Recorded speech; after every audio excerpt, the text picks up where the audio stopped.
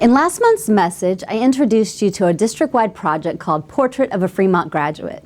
Since then, many schools, parent organizations, and community groups have participated in consensus-building exercises and submitted their collective comments and visual representations to my office.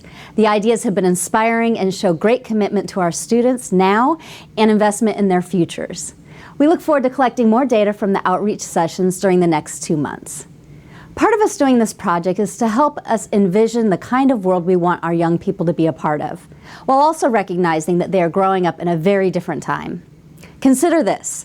Students today have never lived without the internet, where information changes rapidly, news spreads virally, and social media defines our relationships. Negotiating this territory is often trial and error, since we have few past models to rely upon. Trial and error using social media can be especially high stakes. A student's careless online comments or immature video posts can leave an everlasting footprint that negatively affects their college or job prospects. Digital drama outside of school can spill into the classroom and impact focus and learning. Screen time, nonstop connectivity, and technology addiction is an increasing concern for many families as well.